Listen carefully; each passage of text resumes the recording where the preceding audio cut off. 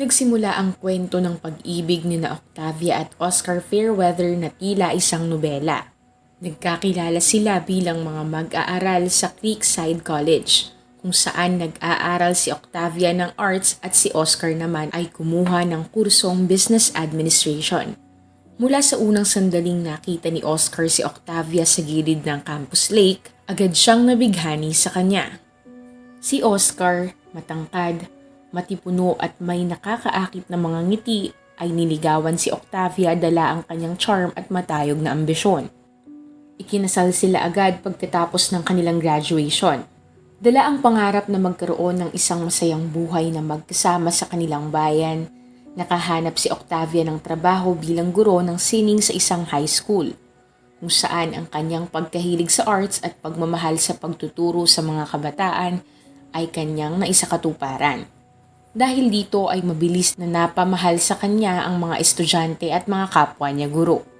Samantala, ginamit naman ni Oscar ang mga koneksyon ng kanyang pamilya upang makakuha ng trabaho sa isang prestihiyosong local investment firm kung saan mabilis siyang nakaakyat sa corporate ladder. Habang lumilipas ang mga taon, naging haligi ng komunidad ng Creekside ang mga Fairweather. Sila ay laging nasa mga gala at mga pagpupulong ng town council. Ang kanilang tahanan sa Oakwood Estates na binili gamit ang lumalaking yaman ni Oscar ay naging simbolo ng kanilang tagumpay. Ang artistic touch ni Octavia ay makikita sa bawat sulok ng kanilang bahay, mula sa mga pininturahang mural sa sala hanggang sa mga maingat na piniling eskultura sa kanilang likod bahay.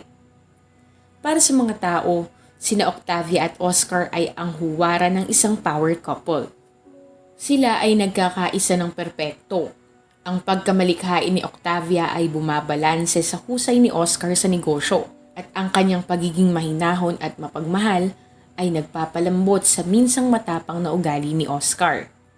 Madalas na binabanggit ng kanilang mga kaibigan kung paano pa rin sila nagtititigan na para ang noong sila'y nasa kolehiyo pa.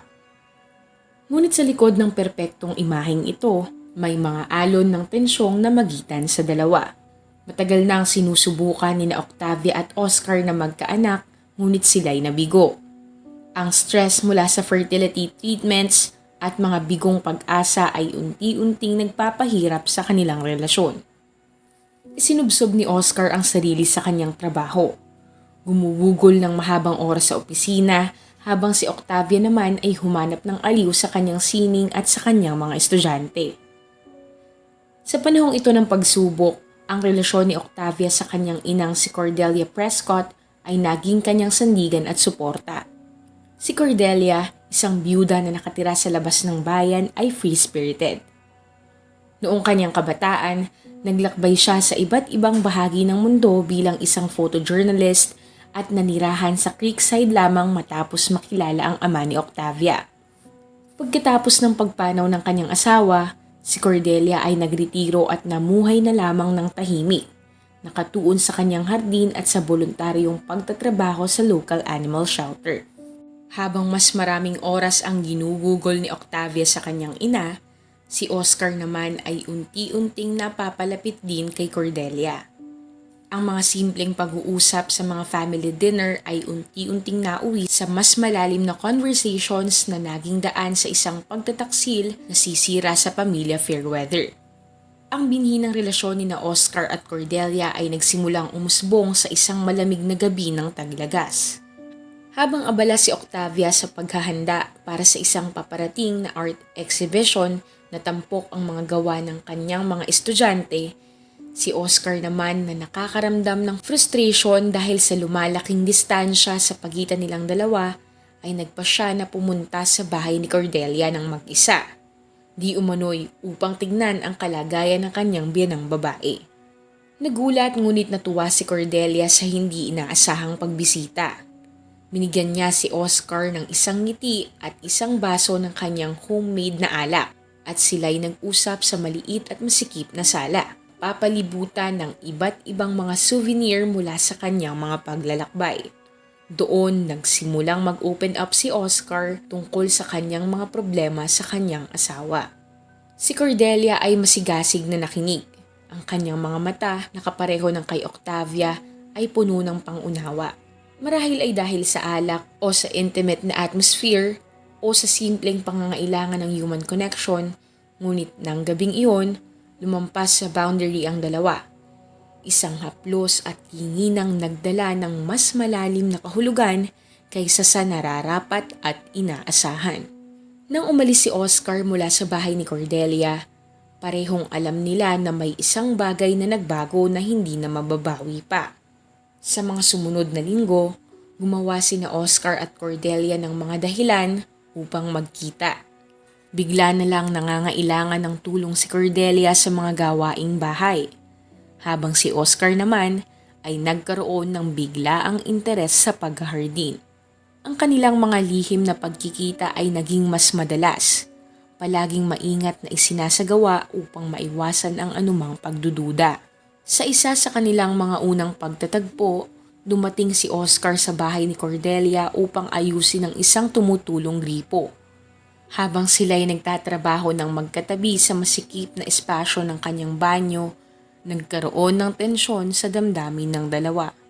Nagkatama ang kanilang mga kamay nang hindi sinasadya. Nagdulot ng tila kuryente sa kanilang dalawa. Nang abutin ni Cordelia ang isang tuwalya, naamoy ni Oscar ang pabango niya. Isang mabangong samyo ng jasmine at vanilla na kung ano'y nagpanginig sa kanyang kalamnan. Nagtagpo ang kanilang mga mata sa salamin. At sa sandaling iyon, ay walang sino man sa kanilang dalawa ang makabitaw sa malagkit na tinginan. Sa isang mainit na linggo ng hapon, ipinakita ni Cordelia kay Oscar kung paano magtabas ng mga rosas. Habang ipinapakita niya ang tamang paraan, nakatayo siya ng malapit sa likuran ni Oscar upang gabayan ang kanyang mga kamay. Parehong alam ng dalawa ang nangyayari. Ang banayad na hininga sa leeg ni Oscar, ang init ng katawan ni Cordelia sa kanyang likod ay nagdulot ng kakaibang sensasyon sa kanya.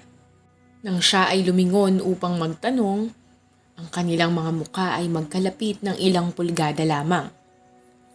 Tumigil pa ang oras habang sila'y nakatayo roon, tila nakalutang sa isang sandali ng ipinagbabawal na pagkakataon. Sa isang naganap na family gathering, si Oscar at Cordelia ay tahimik na nagtungo sa lihim na hardin sa likod ng bahay. Itinago sa paningin ng isang trellis na natatakpan ng mga gumagapang na rosas, sila ay bumigay sa kanilang mga pagnanasa. Ang kanilang mga halik ay madalian. Ang kanilang mga kamay ay gumagalaw na may desperasyon na dala ng mga nakaw na sandali.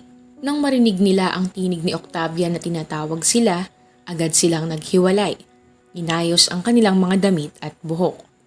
Agad nilang naramdaman ang konsensya, ngunit kasabay nito ang thrill ng kanilang lihim na relasyon na nagdadagdag ng excitement sa kanilang mga lihim na pagkikita. Ang kanilang relasyon ay sumiklap.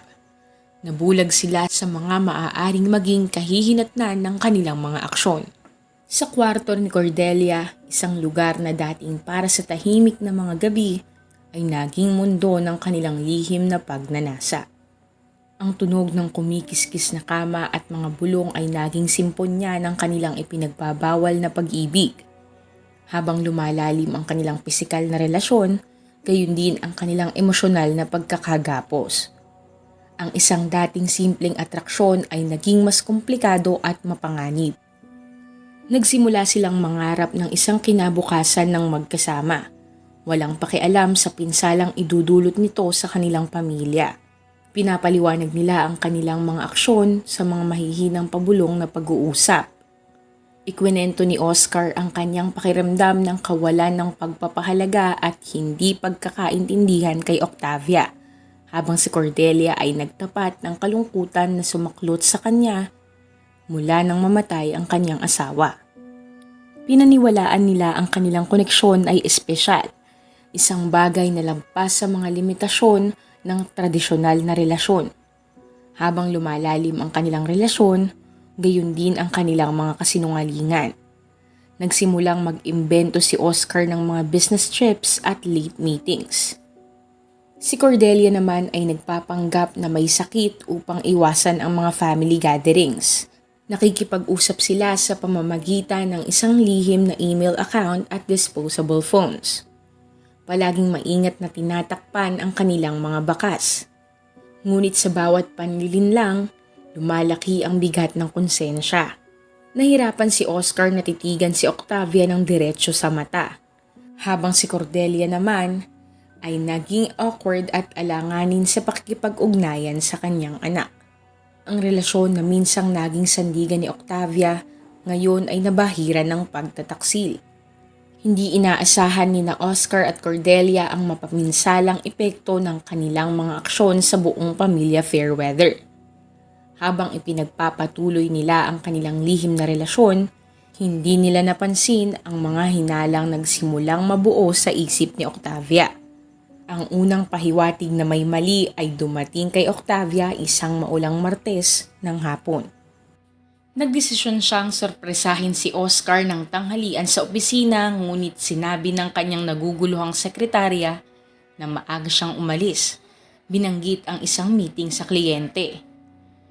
Binaliwala ni Octavia ito at ipinagpalagay na miscommunication lamang, ngunit isang butil ng duda ang naitanim sa kanyang isipan. Sa mga sumunod na linggo, napansin ni Octavia ang mga maliit na detalye ng pagbabago sa kilos ni Oscar. Mas madalas siyang nagiging malayo ang isip, nawawala sa pag-uusap nila. Madalas na tumutunog ang kanyang telepono sa mga alanganing oras at aalis siya ng silid upang sagutin ito ng mahina ang tono. Kapag tinatanong, pinapalabas ni Oscar na walang halaga ang mga ito. Idinadahilan ang stress sa trabaho at mga importanteng deal na kailangang pagtuunan. Ang artistic sensitivity ni Octavia na karaniwang nagdadala ng kagalakan sa kanyang buhay, ngayon ay naging isang sumpa habang napansin niya ang maliliit na detalye na maaaring hindi pansinin ng iba.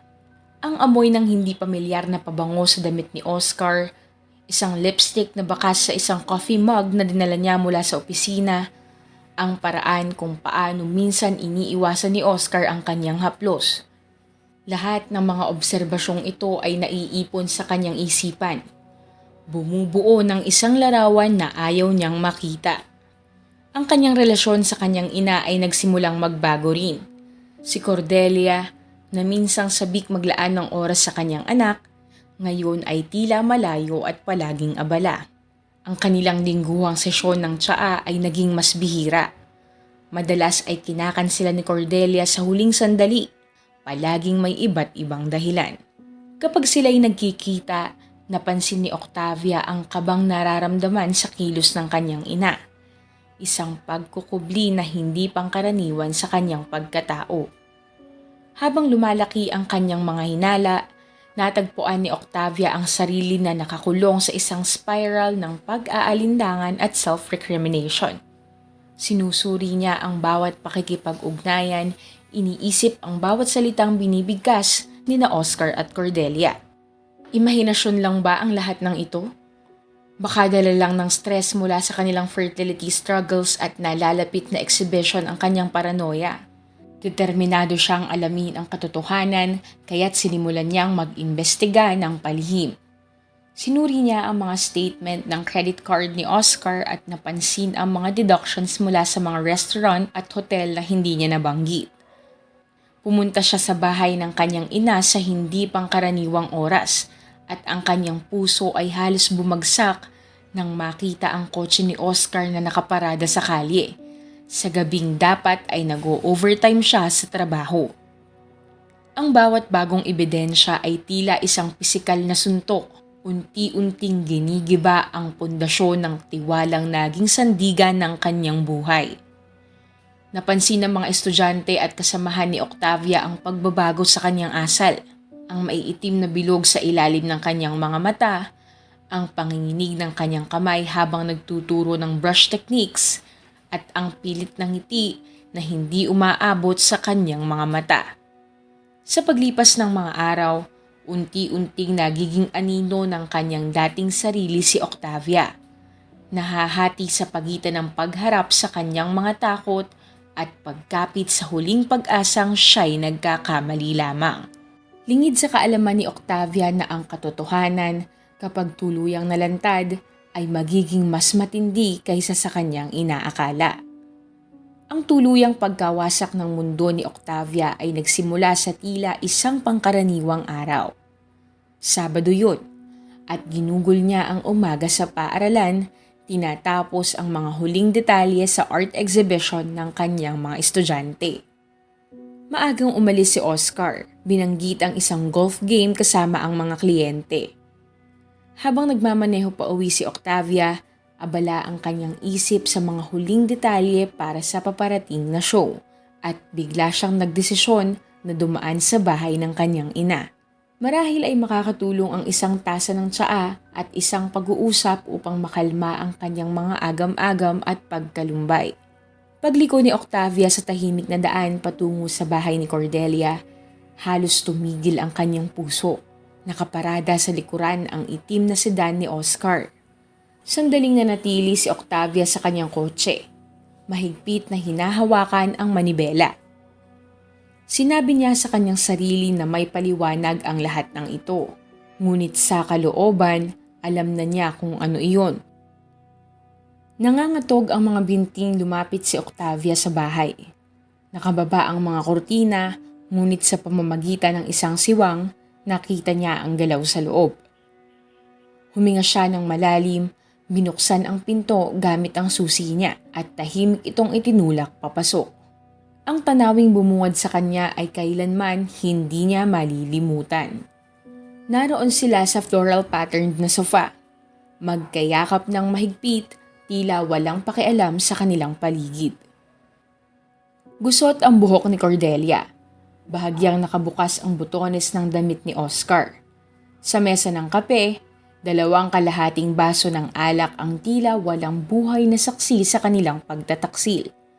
Sandaling huminto ang oras. Pagkalipas ng ilang saglit, nakaramdam ang mga ito. Sabay nilang iniangat ang kanilang mga ulo, ang kanilang mga mukay may halo ng pagkagulat, guilt at hindi pagkapaniwala. Ang hinagpis na sigaw ni Octavia ay bumasag sa katahimikan.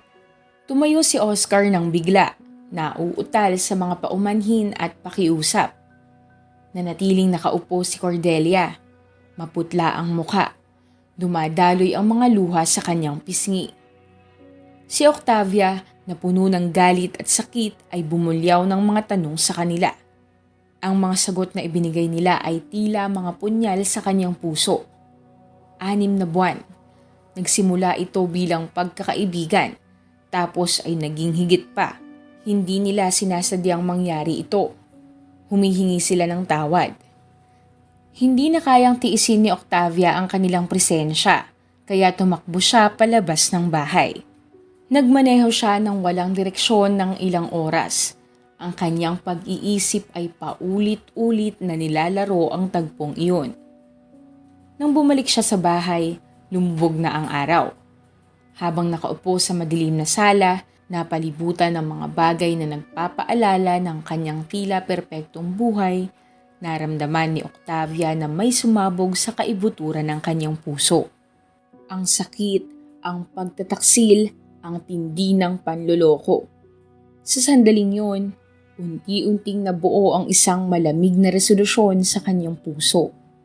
May kailangang magbayad sa pagtataksil na ito at alam ni Octavia kung sino ang dapat magbayad. Ang mga pangyayaring naganap bago ang malagim na pagbaril ay naganap sa loob ng ilang oras na puno ng tensyon noong gabing yun. Si Octavia, matapos ang maghapong nakalubog sa kalungkutan at galit, ay naglalakad-lakad sa kanilang bahay na parang isang bihag na hayop. Ang tunog ng orasan ay tila nangungutya sa kanya. Patuloy ang pagtunog habang hindi naiibsan ang matinding emosyon ni Octavia. Paglubog ng araw, dumating si Oscar sa bahay. Maingat siyang pumasok. Ang kanyang karaniwang kumpiyansang lakad ay napalitan ng maingat na mga hakbang. Pinanood ni Octavia ang anino ng dining room habang isinasabit ni Oscar ang kanyang jacket at niluluwagan ang kanyang korbata. Ang pamilyar na routine ngayon ay nabahira ng kaalaman ng kanyang pagtataksil. Tinawag ni Oscar ang pangalan ni Octavia. Ang kanyang boses ay puno ng pangamba. Nang siya'y lumapit sa liwanag, napaatras si Oscar. Ang babaeng nasa harapan niya ay halos hindi nakahawig ng masigla at mapagmahal na asawa na kanyang kilala. Namumula ang mga mata ni Octavia. Ang mga labi niya ay mahigpit na nangunguyo at ang kanyang katawan ay puno ng galit na tila handang sumabog. Si Oscar, na ngayon ay puno ng guilt at desperasyon, ay nagsimulang magpaliwanag at humingi ng tawad. Binanggit niya ang pakiramdam na napag-iiwanan, ang mga pressure sa trabaho at ang kanilang mga fertility struggles. Sinabi niya ang isang pagkakamali ang affair, isang sandali ng kahinaan na nagtuloy hanggang sa mawalan ito ng control. Sa bawat salita, naramdaman ni Octavia ang kanyang galit na lalong tumitindi. Isang alon ng puot na halos hindi niya kayang pigilan. Hindi namamalayan ang kanyang ginagawa. Natagpuan ni Octavia ang sarili na naglalakad patungo sa study ni Oscar. Alam niyang may baril doon sa isang drawer. Isang hakbang na kanyang ipinilit. Kinuha niya ang baril. Naramdaman ang malamig na bigat nito sa kanyang mga kamay. Nang bumalik siya sa sala, nanlaki ang mga mata ni Oscar sa pagkabigla at takot. Itinaas niya ang kanyang mga kamay. Dahan-dahang umatras. Ang kanyang mga salita ngayon ay puno ng takot. Nangako siyang tatapusin ang affair, sasailalim sa counseling at gagawin ang lahat para maligtas ang kanilang marriage. Ngunit halos hindi siya narinig ni Octavia. Sa kanyang isip, paulit-ulit niyang nakikita ang mga imahe ni Oscar at Cordelia na magkasama. Ang kanilang pagtataksil na tila isang walang katapusang loop. Ang sumunod ay ang pagbabadya ng madilim na pangyayari. Bigla na lang umatras si Oscar. Marahil ay sinusubukang agawin ang baril. Sa sandaling iyon ng kaguluhan at matinding emosyon, humigpit ang daliri ni Octavia sa trigger. Ang putok ng baril ay bumasag sa katahimikan ng silid. Sinundan ng isang nakakatakot na katahimikan na binasag lamang ng tunog ng basag na salamin mula sa nahulog na picture frame. Napaatras si Oscar. May pagkabigla sa kanyang mukha habang hinahawakan ang kanyang dibdib. Dumaloy ang dugo sa pagitan ng kanyang mga daliri. Napintahan ang kanyang puting damit ng pulang kulay. Bumagsak siya sa sahig, hirap sa paghinga. Ang kanyang mga mata ay tumitig kay Octavia na puno ng tahimik na pagsusumamo. Nang bumalik ang realidad sa kanya, ibinagsak ni Octavia ang baril.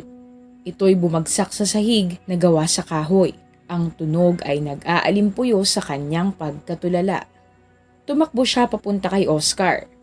Ang kanyang galit ay agad na napalitan ng takot at pagsisisi. Pinilit niyang pigilan ang pag-agos ng dugo gamit ang kanyang mga kamay. Hirap sa paghinga si Oscar.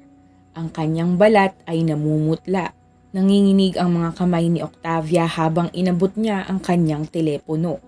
Agad na nag-dial ng 911. Nanginginig ang kanyang boses habang ibinibigay ang kanilang address sa dispatcher. Nakikiusap na magmadali ang ambulansya. Habang naghihintay siya ng tulong, inalo niya ang ulo ni Oscar sa kanyang kandungan. Bulong-bulong ang mga paghingi ng tawad at pakiusap na huwag siyang bumitiw. Ang mga susunod na minuto ay tila isang walang katapusang paghihintay. Nagsimulang magtipon ang mga kapitbahay na naalerto sa putok ng baril sa labas ng bahay. Sa pamamagitan ng bintana, nakita ni Octavia ang mga mausisang mukha na sumisilip. Ang kanilang mga ekspresyon ay mula sa pag-aalala hanggang sa pagkabigla nang makita ang eksena. Narinig niya ang mga hinaing sa mga boses. May isang sumisigaw na tawagan ang pulis. Nang dumating ang mga paramedic, mabilis nilang sinubukang stabilize si Oscar. Pinanood ni Octavia ang mga pangyayari. Manhid sa gulat habang isinakay nila si Oscar sa isang stretcher at agad na dinala sa naghihintay na ambulansya. Habang papalayo ang tunog ng sirena, natagpuan ni Octavia ang sarili na nag-iisa sa bahay, napapalibutan ng ebidensya ng kanyang ginawa. Hindi nagtagal bago dumating ang pulisya. Si Detective Mia Davis ang namahala sa paunang pagsisiyasat. Ang kanyang matalim na mga mata ay inisa-isa ang bawat detalye. Habang sinesecure ng mga opisyal ang lugar at nagsimulang mangolekta ng ebidensya, lumapit si Detective Davis kay Octavia na nakaupo ng walang kibo sa sofa na nabahira ng dugo. Sa banayad ngunit matatag na tinig, ipinaalam ni Detective Davis kay Octavia ang kanyang mga karapatan at tinanong kung naiintindihan niya ang nangyari. Si Octavia, halos pabulong ang boses, ay inulit ang mga pangyayari ng araw. Ang pagtuklas sa affair, ang paghaharap nila ni Oscar, at ang sandali ng pagputok ng baril. Sa buong salaysay niya, tila siya'y walang emosyon. Habang dinadala si Octavia palayo ng nakaposas, unti-unting bumabaon sa kanya ang bigat ng sitwasyon. Nasulyapan niya ang mga kapitbahay na nakamasid mula sa kanilang mga bintana. Ang kanilang mga mukhay may halong takot at pagkagulat. Sa General Hospital, pilit na pinanghahawakan ni Oscar Fairweather ang kanyang buhay habang nasa Intensive Care Unit or ICU. Ang bala ay lumihis lamang ng ilang pulgada mula sa kanyang puso, bumara malapit sa kanyang gulugot. Habang isinasagawa ang sunod-sunod na operasyon, patuloy ang pagdating ng mga kasamahan at kaibigan ng pamilya. Ang kanilang mga pabulong na usapan sa waiting room ay puno ng haka-haka ng mga ito. Si Cordelia Prescott, balot ng guilt at kahihiyan, ay nagtangkang bisitahin ang kanyang manugang, ngunit hinarang siya ng pamilya Fairweather. Nagbalik siya sa kanyang bahay, tumatangging sagutin ang mga tawag o buksan ang kanyang pinto. Ang bigat ng kanyang papel sa trahedya ay tila nagpatanda sa kanya ng magdamag. Ang dating masiglang pagkatao ay napalitan ng mukhang pagod at walang sigla. Samantala, masinsinang inimbestigahan ni Detective Davis ang kaso. In-interview niya ang mga kaibigan, kasamahan at mga miyembro ng pamilya. Pinagtagpi-tagpi ang mga pangyayari na nagdala sa gabing iyon. Habang lalo niyang nalalaman ang kasaysayan ng pamilya Fairweather at ang affair ni na Oscar at Cordelia, lalong naging komplikado ang kaso. Sa pag-usad ng investigasyon, nagsimulang magbago ang opinyon ng publiko sa Creekside. Ang sa unay tila isang malinaw na kaso ng tangkang pagpatay sa ilalim ng galit ay unti-unting naging isang trahedyang bunga ng pagtataksil at pagguho ng tiwala. Nahati ang bayan. Ang ilan ay naaawa sa kalagayan ni Octavia, habang ang iba ay kinundi na ang kanyang ginawa. Ang isa sa pinakamahalagang ebidensya ay nagmula sa isang di inaasahang source. Lumapit ang matalik na kaibigan ni Octavia na si Zara, kapwa art teacher, dala ang ilang mga text message. Sa mga linggo bago ang pamamaril, nagtiwala si Octavia kay Zara. Ikwenento ang kanyang lumalaking hinala tungkol sa pagtataksil.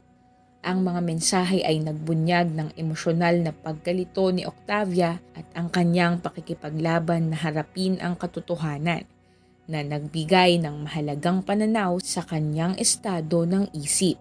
Sa loob ng courtroom, nagkaroon ng matinding tensyon habang tinawag ng hukom ang mga proceedings ng kaso.